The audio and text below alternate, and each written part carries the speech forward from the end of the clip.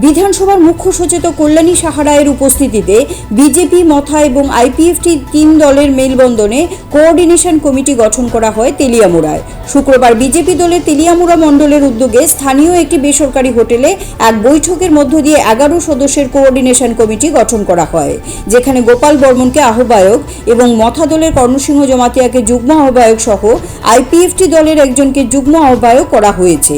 গোটা বিষয় নিয়ে কল্যাণী সাহা রায় দাবি করেন, গোটা রাজ্যের বিভিন্ন জায়গার সাথে সাথে তেলিয়ামুড়া বিধানসভা এলাকার প্রতিটি বুথেই ত্রিদলীয় জোটের মাধ্যমে বিপুল মার্জিনে জয়ের জন্য সমস্ত প্রকারের পরিকল্পনা গ্রহণ করা হচ্ছে। এই সাংবাদিক সম্মেলন থেকে তিনি সার্বিকভাবে মথা দল সহ প্রদ্যুৎ কিশোর এবং অনিমেষ দেববর্মাকে বিশেষ কৃতজ্ঞতা জানিয়েছেন।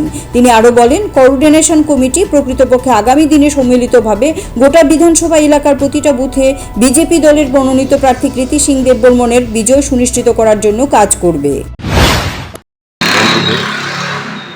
আজকে আমরা একটা ইম্পর্টেন্ট মিটিং করেছি বিজেপি, আইপিএফটি এবং ত্রিপুরা মথা মিলে, কারণ আগামী 26 তারিখ আমাদের পূর্ব ত্রিপুরাতে লোকসভা নির্বাচন হচ্ছে।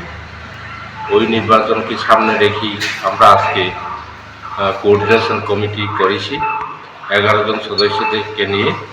আমাদের একটাই লক্ষ্য, আগামী লোকসভা নির্বাচনে বিপুল বুথে আমাদের প্রার্থী মহারানী কীর্তি দেবী দেববর্মাকে জয়যুক্ত করানো। এই লক্ষ্যকে সামনে নিয়ে আমাদের আজকে যে কমিটিটা গ্রাসরুট লেভেলে যাবে, তারা কাজ করবে যাতে আগামী নির্বাচনে সুষ্ঠুভাবে আমরা প্রত্যেক ওই তেলিয়ামুড়া বিধানসভা কেন্দ্রে আমাদের সমস্ত পাবলিককে আমরা যাতে বিজেপিতে ভোট করিয়ে দিতে পারি, এবং যেটা আমরা গত বিধানসভা নির্বাচনে আমাদের বিরোধী পক্ষ ভোট পেয়েছে, এই ভোটটাকে আমরা যাতে শূন্য করতে পারি, এই লক্ষ্য রেখেই আমরা আজকের মিটিংয়ের গুরুত্বপূর্ণ মিটিংয়ের সিদ্ধান্ত নিয়েছি। CRI TV, channel for news and entertainment.